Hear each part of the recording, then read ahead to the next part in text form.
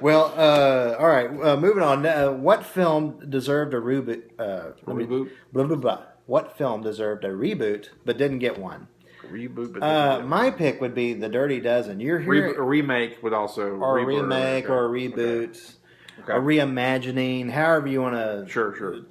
coin that term. Cool. The Dirty Dozen, 1967. You're always hearing people to this day talk, well, we were inspired by The Dirty Dozen, or we were started off to do a remake of The Dirty Dozen, and it always ends up being something else. You know, it's kind of a homage to Dirty Dozen, but not an actual They made some clear-cut TV movie remake sequels. of Dirty Dozen. They did make some TV movie sequels. Remember those? Yeah, in the mid '80s. Yeah.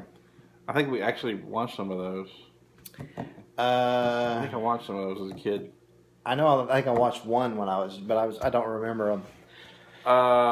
Movie Anything that that deserved a strikes you? reboot or a remake but didn't get one. See, I have a hard time. This subject here, I have a hard time with because I don't like remakes in general because, like, a lot of times what they'll do is, like, a movie was made with older special effects and they want to remake it using today's special effects. Right. I think it's the worst reason to make a remake. Right. Like, I'm fine with Ray Harryhausen and what he had to work with back then. Don't update that. Right. I didn't want to see a CGI King Kong. I'm fine with the stop motion King Kong from the 30s. Yeah. I don't need to see King Kong in any other way. So I don't need remakes in general. I think remakes are for when the movie just doesn't quite it's on to something and it doesn't quite nail it. Like a drama. Yeah. Or maybe if it just had a little more production value or something, it could have reached a bigger audience or something like that. Yeah. And so, and this is a really bad example I'm about to give because I like the movie just fine the way it is. But there was a movie with Val Kilmer and his wife at the time, Joanne Wally Kilmer, called Kill Me Again. Yeah. And I love that movie. I still love that movie. And I don't think it needs a remake, but it's a better example of what I would remake. Where you have a movie that was overlooked, it was a really good story, really good plot. Yeah. If you made it now, you could boost up the production value a little bit because at the time, Val Kilmer was not like an A-lister, so it was an independent movie. It was not like a right. Yeah, it was a small movie. It was a small movie, so now you could put somebody in it, boost up the production value, and really sell it, and then maybe streak that. But see, even that's okay to remake.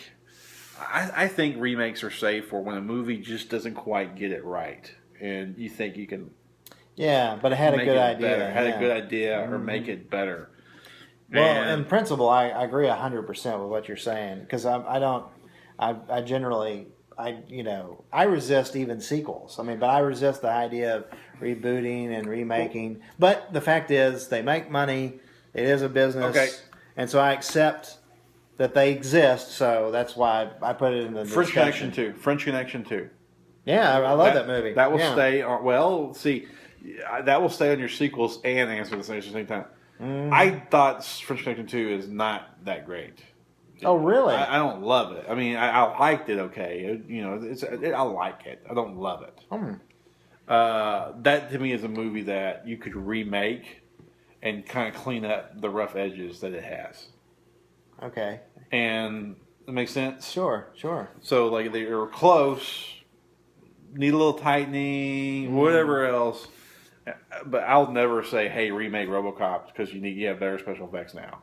I hate that. Yeah. Remake Matrix because the special effects are better now. No, it is what it is. Right. Leave it alone. Well, and they tried with RoboCop, and it was an abysmal failure, by the way. I'm glad it failed, by the way. They didn't get the first one, but that's another subject. But so I'm the only one that can do anything with RoboCop. So do you have one that you would say that was deserving maybe of a reboot, or just rejected in principle? Well, like I said, Kill Me Again was probably a good example. Oh, okay, that one. Okay, that's just because I wasn't prepared to answer that question. And by the way, I usually get these somewhat cold, so my first impression. So without doing a lot of homework. Yeah, I had the benefit of coming up with this list and thinking about it. Without doing a lot of homework. I just know over the years I've watched a movie and I'm like, okay, I liked it. You could clean up some stuff and it'd be really good. But yeah, Kill Me Again. That's The Counselor. That's a pretty good, okay. The Counselor. Ridley Scott's The Counselor. It's Cormac McCarthy book, and it's a horrible movie. But Cormac McCarthy wrote the book. A lot of his books have translated very well to film.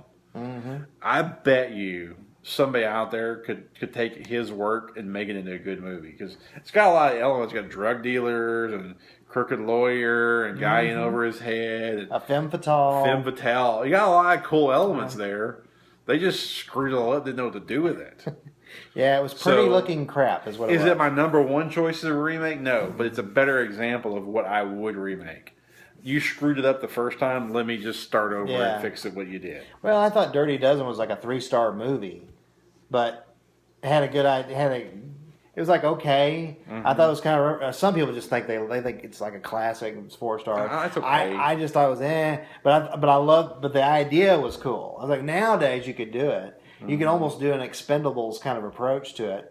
Yeah. You know, don't get carried away. You know, and just But you could almost do like an all-star cast, but really just go for it. You know, you know, like $200 million budget and really kind of and not even do World War II. You know, you could do it.